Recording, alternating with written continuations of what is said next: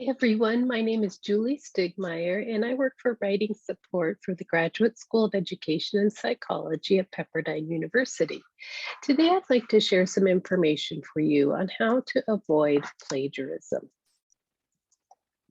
For many students, their biggest fear is being accused of plagiarism. Since academic honesty is critical, this resource will help to define plagiarism, identify types of plagiarism, understand patchwriting and similarity scores, and discuss ways to avoid plagiarism. The APA defines plagiarism as the act of presenting the words, ideas, or images of another as your own. It denies authors or creators of content the credit they are due. Plagiarism is unintentionally or intentionally using someone else's words or ideas as your own without giving proper credit to the original author. The consequences of plagiarism can be serious. A student may fail an assignment, a course, be placed on academic probation, or be dismissed. A published doctoral dissertation and the writer's doctoral degree may be revoked.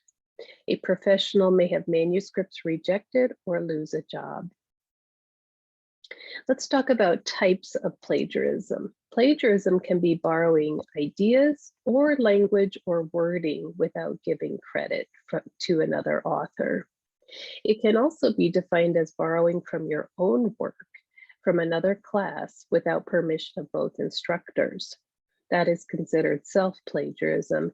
And in order to use content that you have uploaded and turned into other classes, you must get permission from both instructors. Plagiarism kind of is on a spectrum or continuum, and on one end of the spectrum is accidental or unintentional plagiarism. Examples of these could be misspelling an author's name in a citation, citing a source within the text, but failing to add it to the reference page, or failing to add all elements to the references on the reference page.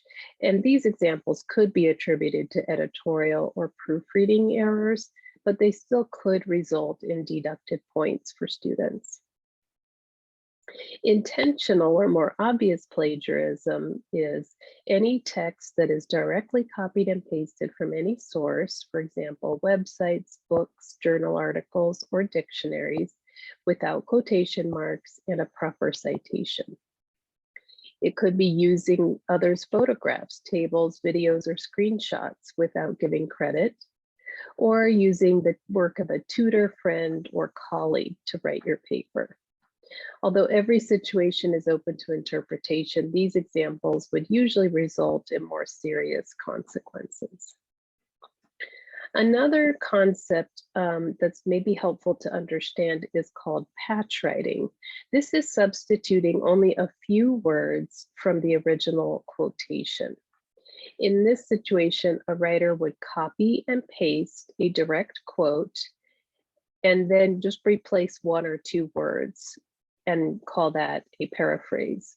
But this usually results in work that is too similar to the original writers and thus is considered a form of plagiarism. Another concept that's important to understand is a similarity score. This refers to the amount of text in one piece of writing that is similar to another. Plagiarism detection software like Turnitin reviews writing to determine this score, which compares one text against a database. The software then determines what percentage of the verbatim text is not quoted. Some academic institutions have similarity score limits, which student writing cannot exceed, for example, 10%. This means that no more than 10% of the text comes from another source, and 90% of the document is completely original. For example, let's say a student turns in a paper and it comes out with a similarity score of 20%. The student may be told in this case to either revise the piece to lower the similarity score, or points may be deducted.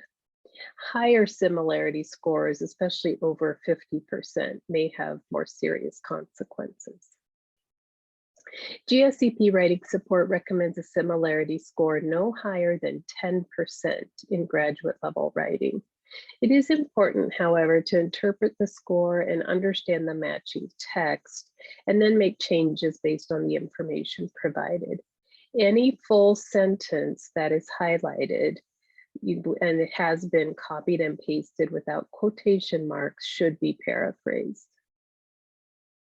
So how do we avoid plagiarism? Well, the first tip is to paraphrase effectively. Paraphrasing allows you to include other source material in your own words by summarizing, synthesizing, and comparing and contrasting data. So here are some steps or ideas for how to paraphrase effectively. The first is to fully read and fully understand the passage. If you don't take time for that, it will be too difficult for you to put it in your own words. The second step is to paraphrase whole sections or paragraphs rather than paraphrasing sentence by sentence. The latter, paraphrasing sentence by sentence, tends to lend to that patch writing. And so it's better if you can think about paraphrasing a big chunk of writing. And then as you are trying to paraphrase, cover up the original text. Don't just keep looking back and forth. If you do need to just paraphrase a single sentence, consider restructuring the sentence by making it the words at the beginning, placed at the end, flip it around somehow. So I have some examples of an original version of a text with 2 paraphrases. This is about primates using sign language. Here's the original quote. If the existence of a signing ape was unsettling for linguists, it was also startling news for animal behaviorists. Okay, and then here is the first paraphrase. Davis, 2005, observed that the existence of a signing ape unsettled linguists and startled animal behaviorists. In this paraphrase, you can see there is the exact wording as in the original. The existence of a signing ape is exactly original. And the same verbs, unsettled and startled, are used in the original version as in the paraphrase. An acceptable paraphrase might be something like this. When they learned of an ape's ability to use sign language, both linguists and animal behaviorists were taken by surprise. So in this paraphrase, you can see the sentence is completely reframed in a new way. No longer is there the same exact wording. The verbs are changed, and so everything is really unique. The second tip is for you to proofread carefully. This will help you avoid maybe accidental plagiarism. Check each in-text citation to make sure the full reference is included on the reference page. So there should be that one-to-one correspondence. Ensure the information included in the in-text citations and references is accurate, with no misspelled words or missing information. Also, don't assume that the references are completely perfect if they come from a citation generator or from the library database. Sometimes there are errors, so it's important to learn the formatting well enough yourself to be able to spot the mistakes. And the last tip, of course, is to visit writing support. We are happy to help you learn the guidelines and give advice about how best to utilize APA formatting and to avoid plagiarism.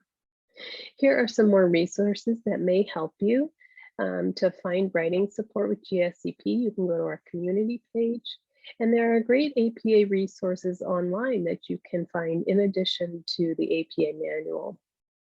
Thank you so much for listening, and wish you all the best in your writing. Bye-bye.